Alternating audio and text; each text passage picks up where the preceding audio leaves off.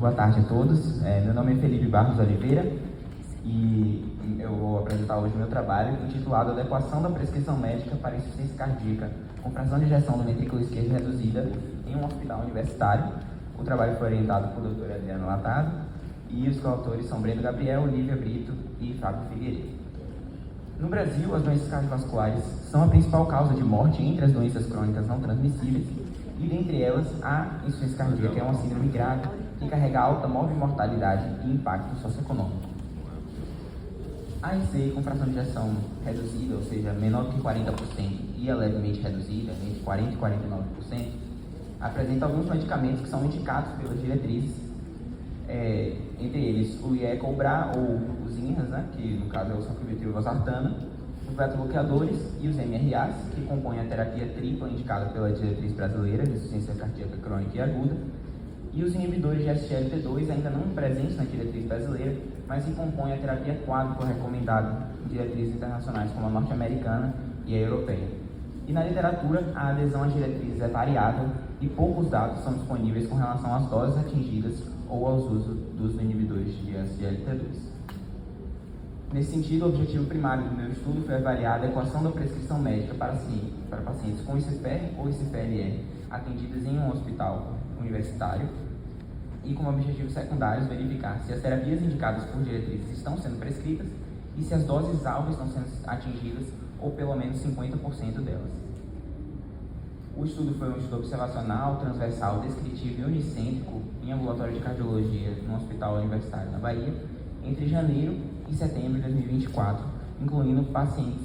de pelo menos 18 anos de idade com fração de ejeção menor do que 50% em segmento ambulatorial e foram excluídos pacientes que se recusarem a assinar o TSLE. Os dados foram coletados por entrevista presencial, em que a gente analisou as receitas dos pacientes e variáveis sociais como renda e escolaridade, e complementamos os dados com revisão de prontuário eletrônico, em que analisamos exames, comorbidades e outras prescrições que os pacientes receberam.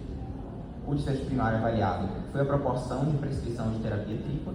e os desfechos secundários foi a prescrição de terapia quádrupla, de hidralazina e de nitrate de desorbida, classe 1 da diretriz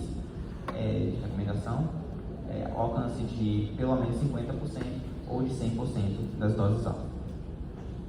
A amostra mínima calculada foi de 140 participantes, adotando um erro alfa de 5% e poder estatístico de 80%. A estimativa essa foi baseada em estudo anterior do grupo, que está no processo de publicação, com proporção de prescrição de terapia tripla de 77% e assumindo uma variação bilateral máxima de 10 pontos percentuais, assim para baixo. E o projeto foi devidamente aprovado pelo CEP e o PSUFBA e todos os pacientes assinaram devidamente o TSLE. Na minha amostra, o que chamou a atenção principalmente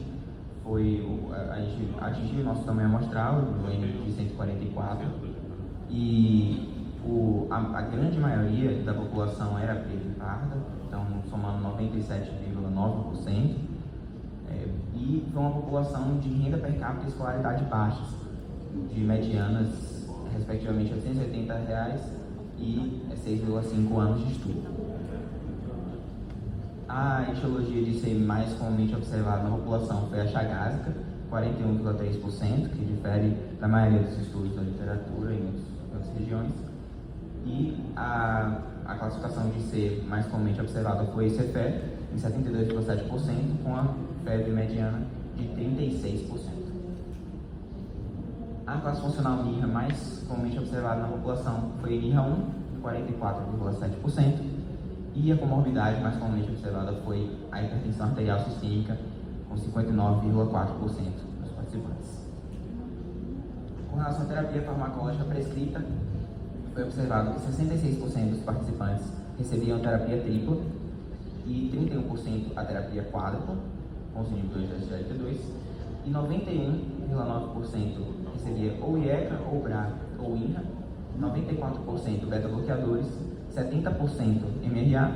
e 44% inibidores de SGLT2. Com relação à hidralazina de nitrate desorbida, apenas 5% dos participantes utilizavam essa classe de medicações e nenhum paciente apresentava fibradina em sua prescrição. Quanto ao desfecho de atingir pelo menos 50% da dose alvo, 95% dos participantes em uso de enalapril e espironolactona atingiram esse parâmetro e apenas 55% dos INRA atingiram esse parâmetro. Quanto ao desfecho de atingir 100% da dose alvo, 86% dos pacientes do enalapril atingiram,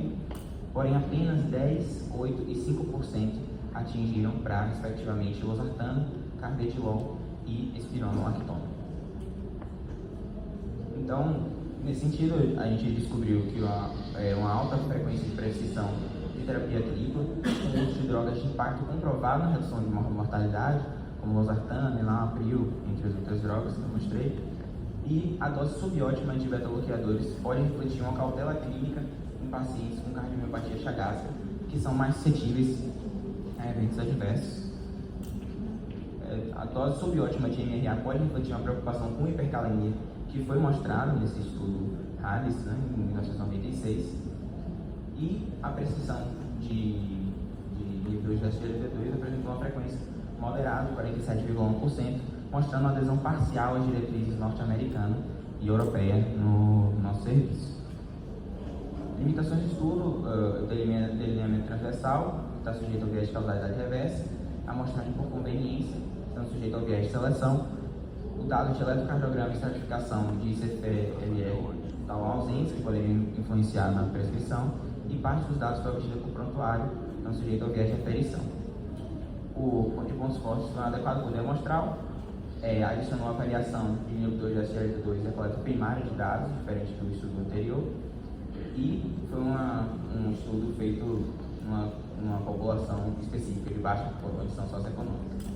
Nesse sentido, a gente viu uma adesão satisfatória, mas com alcance limitado aos doses alvos, especialmente para essas 3 drogas.